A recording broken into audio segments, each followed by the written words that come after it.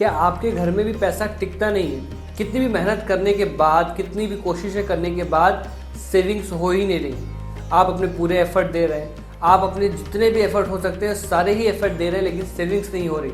और ये भी हो सकता है कि आप पूरी मेहनत कर रहे हैं लेकिन उस मेहनत के बराबर आपके पास पैसे नहीं आ रहे। जी हाँ, ऐसा मैंने बहुत बार देखा है कि ऐसी दिक्कतों का लोग सामना करते रहते हैं और उनको पता ही नहीं चलता है कि उनकी लाइफ में कोई वास्तु दोष है जिस वजह से उनके घर में पैसा आ नहीं रहा, पैसे बच नहीं रहे और पैसों की बरकत नहीं हो रही। बिल्कुल हो सकता है कि एक वास्तु दोष आपके घर में चुपचाप आ गया हो और आपको पता ही नहीं चल रहा है कि आपके घर में वो वास्तु दोष है जिस वजह से आपके पास फाइनेंशियल क्राइसिस बनी ही हुई है। ये क्राइसिस हर इंसान के लिए अलग अलग तरह की हो सकती है, जैसे कि सेविंग्स ना होना, पैसे ना आना, अपॉर्चुनिटी ना मिलना, पैसों से रिलेटेड कोई ना कोई समस्या बनी ही हो सकती है और ये हर इंसान के लिए अलग अलग हो सकती है, लेकिन वास्तु दोष एक ही हो सकता है। तो हाँ, आज के इस वीडियो में हम बात करने वाले हैं कि ऐसा वो कौन सा वास्तु दोष है जिस वजह से पैसों की दिक्कतें आ जाती हैं, घर में नई अपॉर्चुनिटीज नहीं आती हैं, पैसों का आगमन नहीं होता है, बरकत नहीं होती। और साथ में ही वो हम बात करेंगे कि अगर आपके घर में ये वास्तु दोष है तो आपको कौन से उपाय करने चाहिए जिससे ये वास्तु दोष खत्म हो पाए और आपके घर में भी पैसों से रिलेटेड प्रॉब्लम बिल्कुल खत्म हो जाए। तो वीडियो में आखिर तक बने रहिएगा।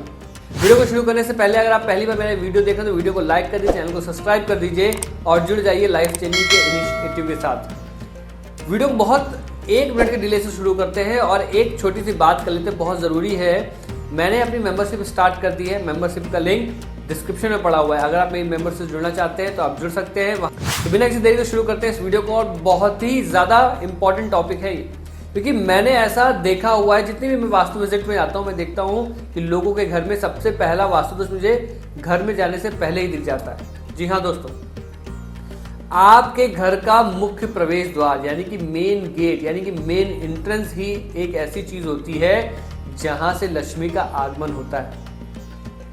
और आप सबको ये पता होगा कि मेन गेट का सही होना कितना जरूरी है, लेकिन फिर भी मैंने देखा है कि 70 to 80% लोगों घर में मेन गेट में ही दिक्कत होती है। वो अपने मेन गेट की जो अहमियत है उसको समझ ही नहीं पाते हैं और घर में पैसों से रिलेटेड प्रॉब्लम बन ही रहती है। पैसों से रिलेटेड प्रॉब्लम वो बना ही लेते हैं अपने आप। वास्तु के अनुसार हमारे घर का सबसे पहले मुख्य प्रवेश द्वार सही होना चाहिए। सही होने का मतलब क्या है? वहां पर कोई वास्तु दोष नहीं होना चाहिए। हम वास्तु दोष तो बाद में पहुंचेंगे, लोग बेसिक गलतियां ही कर लेते हैं। बेसिक गलतियों में बता देता हूँ। बेसिक गलती की अगर बात करें तो पहली गलती कि मेन गेट हमेशा गंदा पड़ा हुआ है, हमेशा गंदगी पड़ी हुई है, धूल चढ़ी हुई है, कभी सफाई ही नहीं करते हैं। पहली गलती। दूसरी गलती, मेन गेट में आवाज़ें आती हैं, यानी कि जो जिसमें मेन गेट लगा होता है दीवार से, उन जैक्स में जंग लग गई है, उनमें से आवाज़ आ रही है, खोलते बंद करते लोग ध्यान नहीं देते। वो आवाज़ आ रही है तो आने देते हैं। बेसिक गलतियां मैं बता रहा हूँ जिस वजह से आपके घर में मान के चलिए कि 100% फाइनेंशियल क्राइसिस का रीज़न यही दोष है। तीसरी गलती, लोग क्या करते हैं, मेन गेट फ्लैट सिस्टम हो या फिर आप घरों में भी देखेंगे, लोग घर के अंदर एंट्री करते हैं, चप्पल जूते वही सामने डाल देते हैं। कुछ लोग तो घर के बाहर ही, गेट के बाहर ही चप्पल जूते उतार देते हैं। उतारने तक तो ठीक है, लोग फैला के डाल देते हैं, एक यहाँ पड़ा है, एक वहाँ पड़ा है, मतलब फैले हुए मिलते हैं। तीसरी गलती, बहुत छोटी छोटी गलतियाँ हैं। इसके अलावा डस्टबिन। एक डस्टबिन मैंने देखा है कि लोग क्या करते हैं, अपने घर के मेन गेट के सामने ही डस्टबिन रख देते हैं। क्यों? ईजी होगा उनके लिए। लेकिन आपके लिए तो ईजी है, लेकिन आपके घर में जो मनी ब्लॉकेज हो रहा है उसका आपने बिल्कुल नहीं सोचा। रात में मेन गेट पर अंधेरा बना हुआ है, कोई उसमें रोशनी ही नहीं है, पूरा अंधेरा है, एक भी बल्ब नहीं लगा रखा है, एक भी लाइट नहीं लगा रखी है। आपके मेन गेट पर नेम प्लेट नहीं है। सोचिए कितनी छोटी छोटी चीज़ें हैं और ये चीज़ें आपके घर में पैसों को आने से रोकती हैं, सेविंग्स की प्रॉब्लम बना ही रखती हैं। बहुत छोटी छोटी बातें बता रहा हूँ, आप सब इस वीडियो में ये चीज़ समझ लीजिए कि कितना ज़रूरी है बेसिक चीज़ों का होना आपके मुख्य प्रवेश द्वार में। इतना तो हम सब जानते हैं कि प्रवेश द्वार एक ऐसी चीज़ होती है जहाँ से हर चीज़ हमारे घर में आती है। कोई मेहमान आए, आप आए, कुछ भी, और उसी प्रवेश द्वार से ही लक्ष्मी आती है। तो लक्ष्मी जी के आने का जो द्वार है, जो पहली एंट्री है, वही आपने खराब कर ली तो वास्तु दोष तो आपके घर में आना ही आना है। वास्तु दोष तो आपके घर में आ ही गए, उनको आप सही कर सकते हैं कुछ छोटे छोटे उपाय करके, वो उपाय बताऊँगा मैं किसी बड़े वास्तु दोष की बात ही नहीं कर रहा हूँ कि किस दिशा में आपका मेन गेट होना चाहिए, कहाँ आपको दिशा देखनी है, वो बात ही नहीं कर रहा हूँ, वो तो अलग बात हो गई। सबसे पहले जो छोटी छोटी बातें की वही सही हो जाएंगी तो आपके घर में ये क्राइसिस दूर हो जाएंगी। और अगर आपने यहाँ तक ये वीडियो देख लिया तो मैं रेमेडीज भी बता रहा हूँ क्या क्या आपके घर के मुख्य द्वार पर होना चाहिए। पहली चीज, गेट में से कोई भी आवाज नहीं आनी चाहिए, आ रही तो उसको आज ही फिक्स कर लीजिए। हर दिन अपने गेट को साफ करिए, जी हाँ, हर दिन अपने गेट को साफ करिए, कपड़ा मारिए, साफ सुथरा रखिए। तीसरी बात, ना गेट के आगे ना गेट के पीछे जूते चप्पल होने चाहिए। जूते चप्पल आपको सही तरह से रखने, फैला कर नहीं रखने। गेट के बाहर एक डोरमैट होनी ही चाहिए, सही, फटी नहीं होनी चाहिए।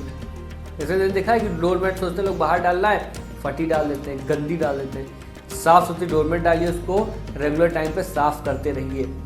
बात जो है ये है कि कभी भी अगर आपको ऐसा लगता है कि डस्टबिन अपनी कहीं जगह ही नहीं है, गेट पर ही रखना है, गेट के बाहर ही रखना है, तो उसको बहुत प्रॉपर वे में रखिए।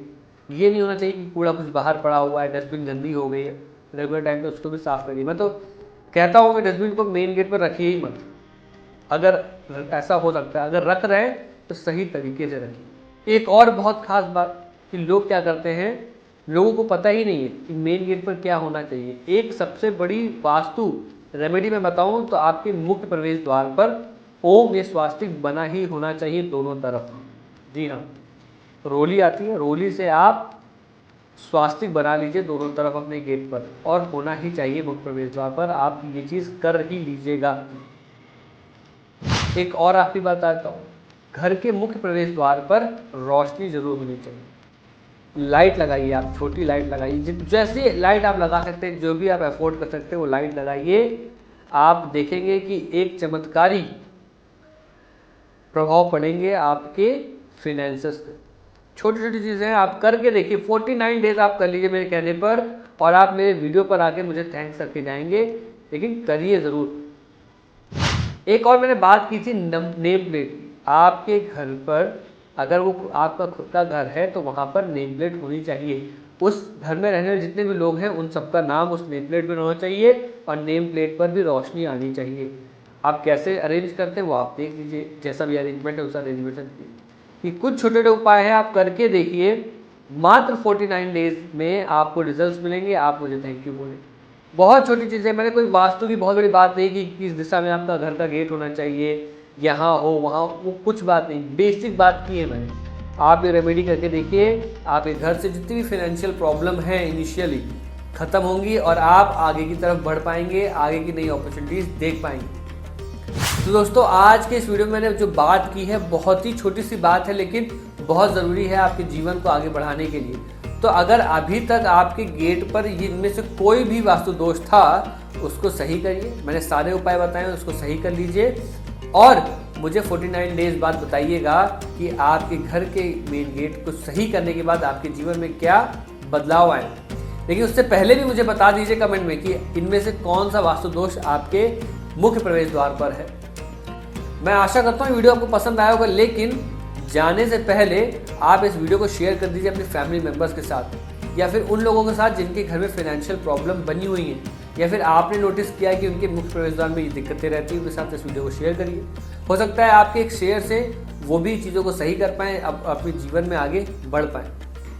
तो दोस्तों, आज का ये वीडियो बहुत ही इंटरेस्टिंग था। मैं बहुत टाइम से सोच रहा था बनाने के लिए, मैं बनाया है, और मैं आशा करता हूँ आप लोगों को पसंद आया होगा, और आप ये सारे ही वास्तु जो दोष हैं उनको अपने घर के मुख्य प्रवेश द्वार से हटा लेंगे। तो दोस्तों, मिलते हैं नेक्स्ट वीडियो में नेक्स्ट टॉपिक के साथ। तब तक के लिए आप सब ऐसे ही खुश रहिए, स्वस्थ रहिए। नमस्कार।